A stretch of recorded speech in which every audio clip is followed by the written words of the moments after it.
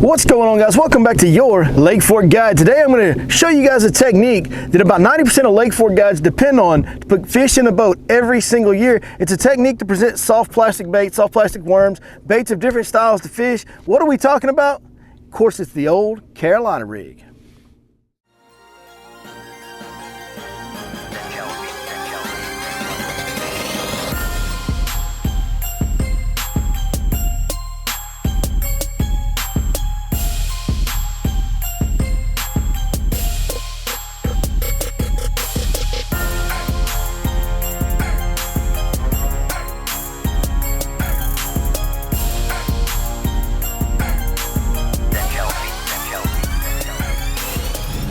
The old Carolina rig, it is time-tested, fish and angler approved. I mean, other than maybe a Texas rig plastic worm, there's probably not a single rigging technique in bait presentation that has caught more fish over the years than a Carolina rig. I mean, it's caught more than a lot of different techniques have combined. It is one of the most effective. It's also one of the most simple ones to fish. It's very easy to fish, and it's why it's so effective for us as fishing guides here at Lake Fork.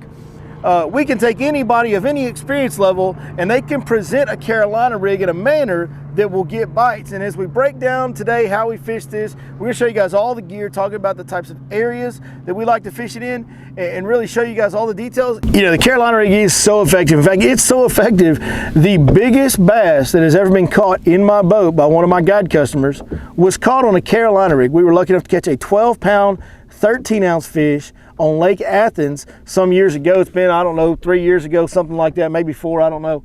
But we had storms coming in that day that were gonna hit Lake Fork, so we went to Lake Athens, and it was a fated day because this gentleman caught a 12-pound, 13-ounce fish with me. We've caught many fish over the years, giants, of course 7, 8, 9 pounders on Lake Fork, but even multiple fish over 10 pounds on a Carolina rig. So it's definitely a bait that's effective for numbers as well as big fish. It's gonna become evident to you why anybody can fish a Carolina rig with a plastic creature bait, worm, whatever you want to put on back. You put anything. That's one of the cool parts about it too. It's very versatile. You can put any type of plastic bait you want to on a Carolina rig and have it be effective for you on your body of water. So if you have a lake where they like to bite a brush hog, well, that's one of the best Carolina rig baits you can throw.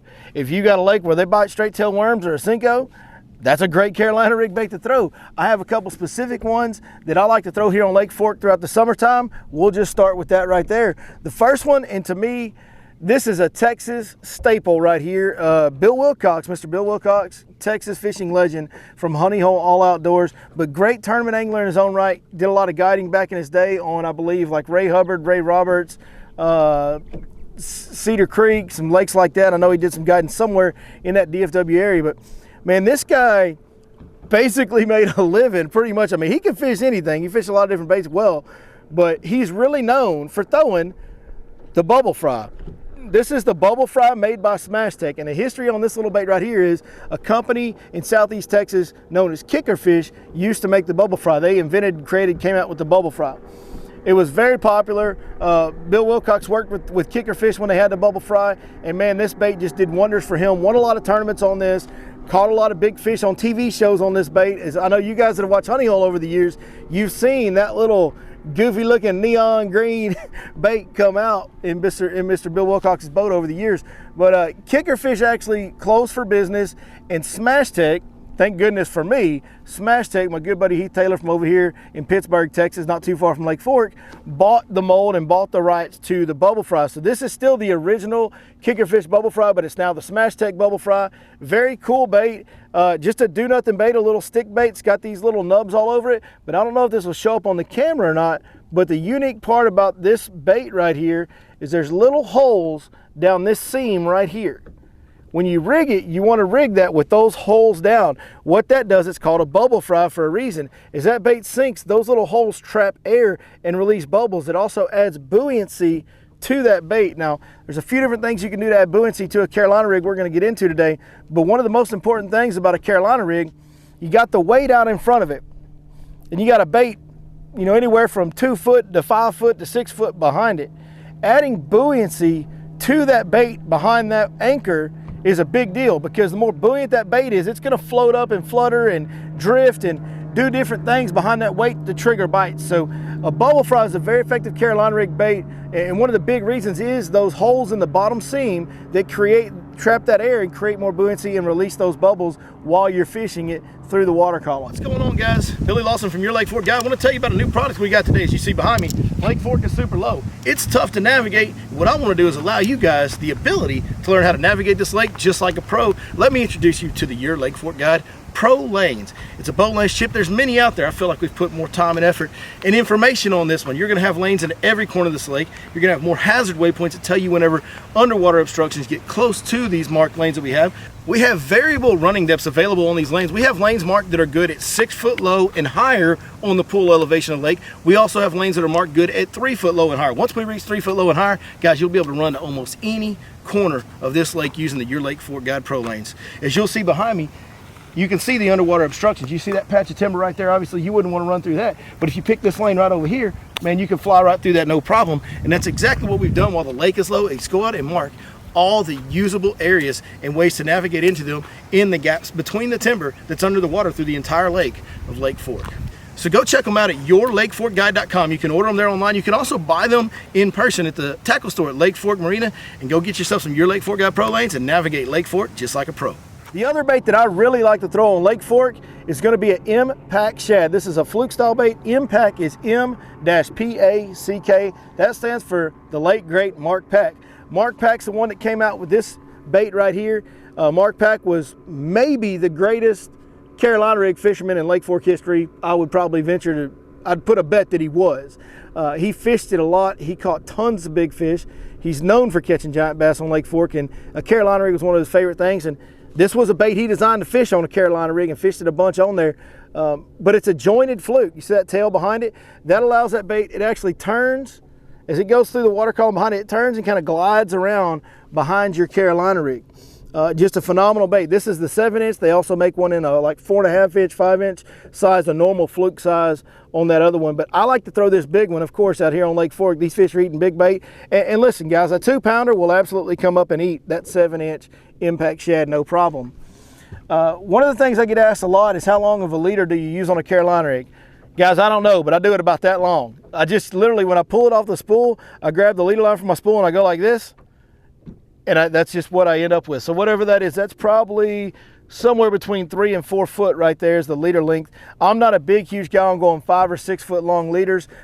In fact, I typically will even go a little, this is pretty long for me. I'll even go a little bit shorter than this, closer to the 3 foot range on my leader length. I will say that that's probably maybe the most overrated thing about Carolina rig fishing. Guys are wondering about how long their leader should be. Unless you're gonna go to one extreme or the other, extremely short or extremely long, I don't think there's a lot of difference in what the fish sees with a 3 foot leader or a 4 foot leader.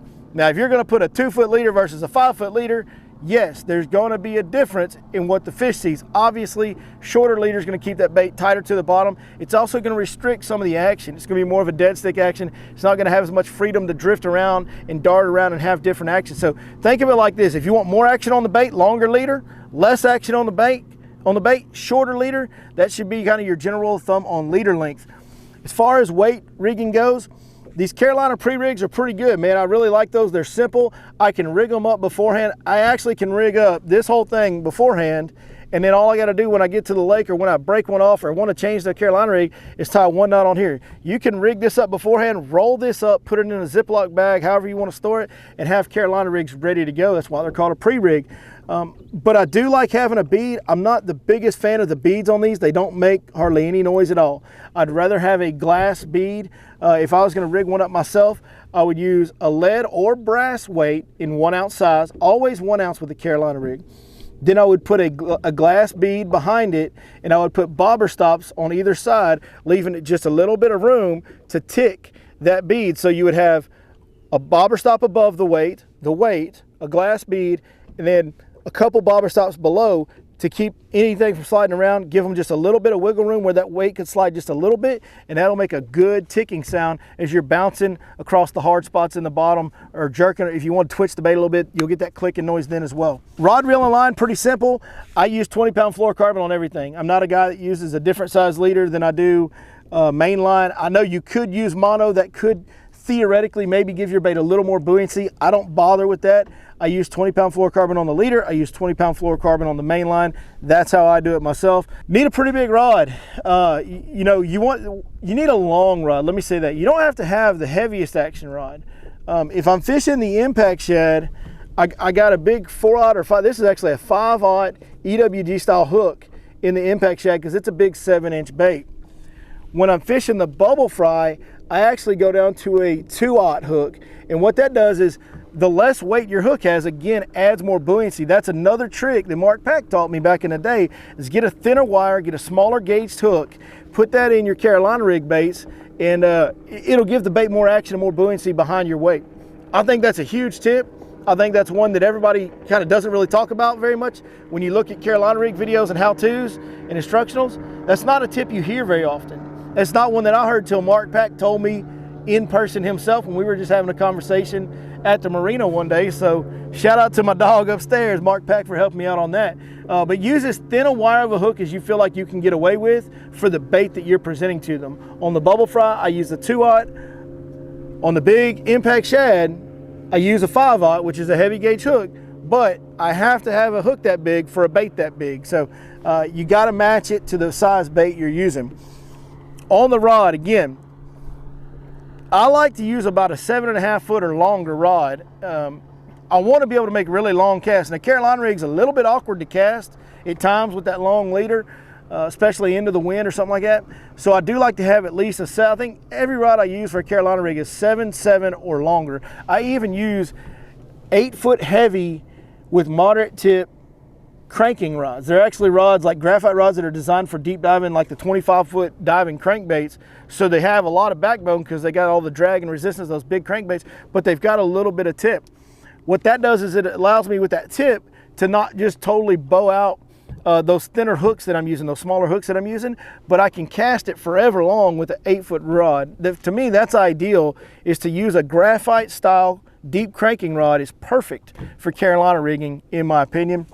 On a reel, high-speed gear ratio reel, get one that you can cast a long way that'll hold a good amount of line, and also make sure you have a high-speed gear ratio reel, because you're never going to move the bait with the reel handle. So the speed of the reel doesn't matter for your retrieve on the bait, but what it does matter for is when you got 100 foot of line out there fishing offshore and that fish turns and runs at you, you got to catch up to him. So it's always good to have a high-speed gear ratio reel if you can get away with it for the bait presentation that you're presenting.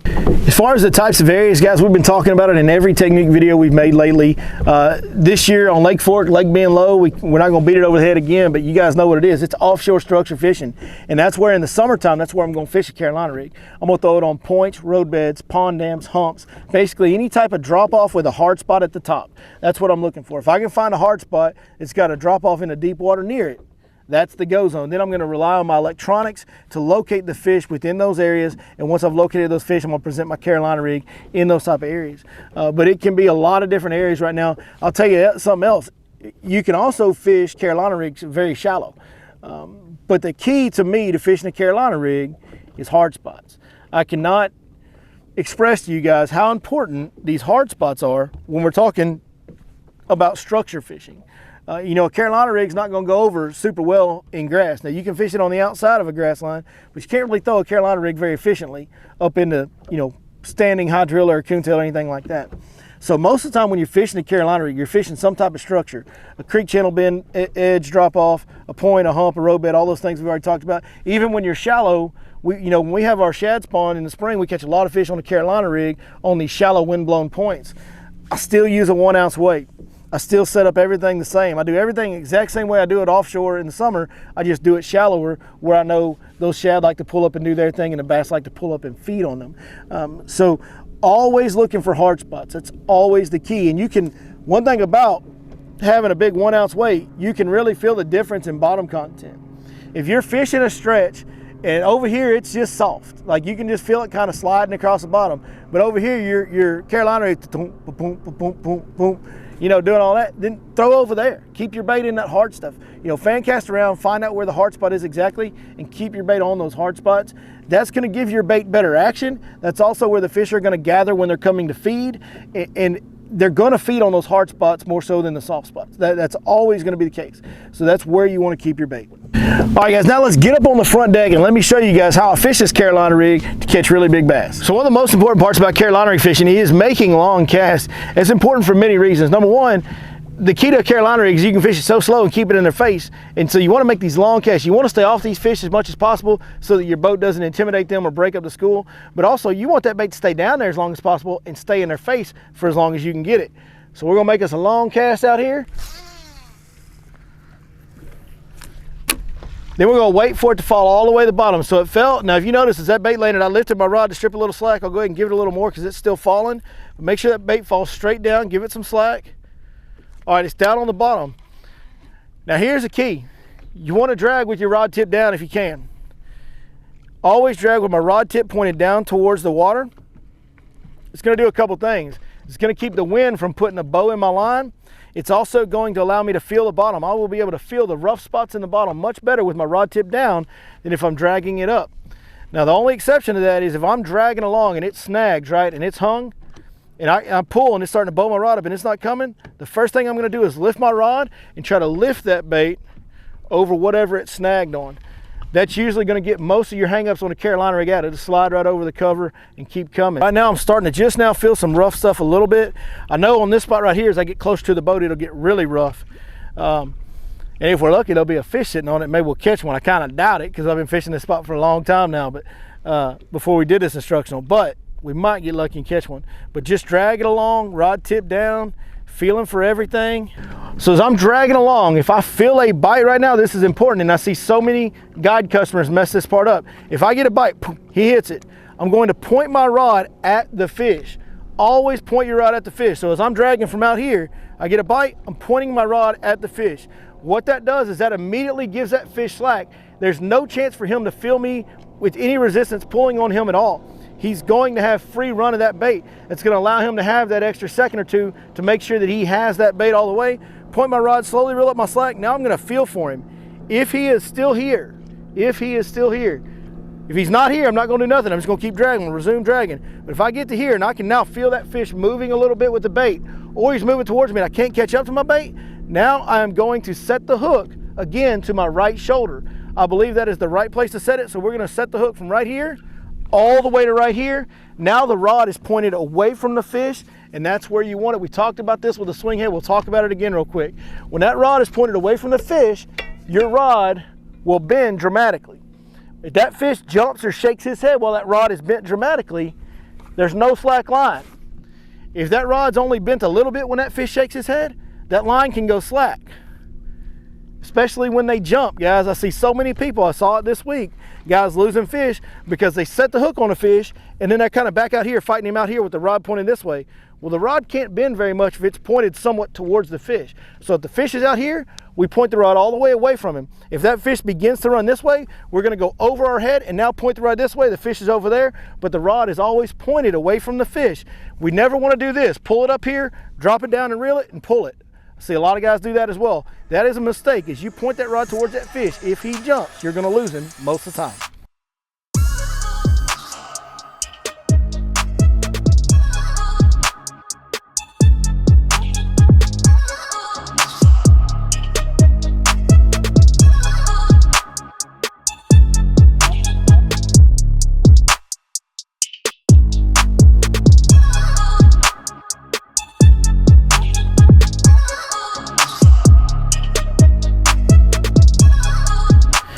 All right, guys, that's how you fish Carolina rig. Go get you some bubble fries by Smash Tech. Hey, you can buy those at most of the stores around Lake Fork. Definitely can buy them at Lake Fork Marina. You can order them at SmashTechBaits.com. You can also order them on Tackle Warehouse, but you're going to want to get some bubble fries, man. Bill Wilcox, I mean, he fishes a lot of things effectively, but he basically just about built a career on this bait right here. It is so effective throughout the year, but most especially and the most effective right now in the hottest of the summer months is when that bubble fry shines. I didn't tell you guys about colors earlier. I throw it in chartreuse pepper, obviously like Mr. Wilcox is famous for doing. I also throw it in green pumpkin, plum fleck, and watermelon red. Those are the 4 colors of bubble fries that I keep in my boat at all times. You definitely, if you haven't built confidence in this and haven't gotten this in your arsenal yet, it's a Texas staple. It's one that you need to learn. You need to go try it. I promise you, Keep it in your hand long enough, you won't be disappointed. Hey, thanks so much for watching as always. I surely appreciate it. It means the world to me. I get to come out here and live a dream life. Look, do y'all see where I am? It's hard for me to fathom that I get to come do this every day, and I know it's only because each and every one of y'all. So thank you very much. We'll see you next time right here on your Lake Fork Guide.